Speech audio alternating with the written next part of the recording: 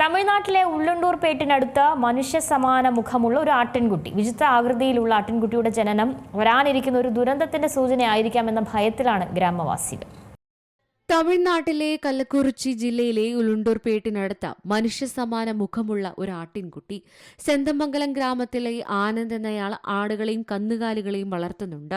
അടുത്തിടെ അദ്ദേഹത്തിന്റെ ആടുകളിലൊന്ന് 2 ആട്ടിൻകുട്ടികൾക്ക് ജന്മം നൽകി. അവയിൽ ഒന്നിനാണ് അസാധാരണ രൂപമുള്ളത്.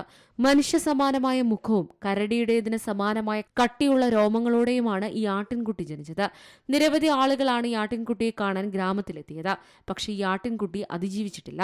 ഇത്തരം വിചിത്രമായ ആകൃതിയിലുള്ള ആട്ടിൻകുട്ടിയുടെ ജനനം വരാനിരിക്കുന്ന ഒരു ദുരന്തത്തിന്റെ സൂചനയായിരിക്കാമെന്നാണ് പലരും പറയുന്നത്. ഇതിനാൽ തന്നെ ഗ്രാമവാസികൾ പരിഭ്രാന്തിയിലാണ്. മനുഷ്യ സമാനമായ രൂപത്തോടെ ആടുകൾ ജനിക്കുന്നത് ഇതാദ്യമല്ല. പല സ്ഥലങ്ങളിലും കന്നുകാലികൾ ഇത്തരം വിചിത്രമായ കുഞ്ഞുങ്ങൾക്ക് ജന്മം നൽകിയിട്ടുണ്ട്.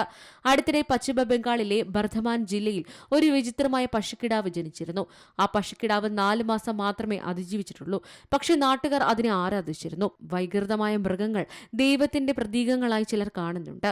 മിക്ക കേസുകളിലും വൈകല്യങ്ങളോടെ ജനിക്കുന്ന മൃഗങ്ങൾ അതിജീവിക്കാറില്ല. National desk, Malayalam news. ഏറ്റവും പുതിയ വാർത്തകളും വിശേഷങ്ങളും വിരൽ തുമ്പിലറിയാൻ സീ മലയാളം ന്യൂസ് എല്ലാ ഡിജിറ്റൽ പ്ലാറ്റ്ഫോമുകളിലും ലഭ്യം.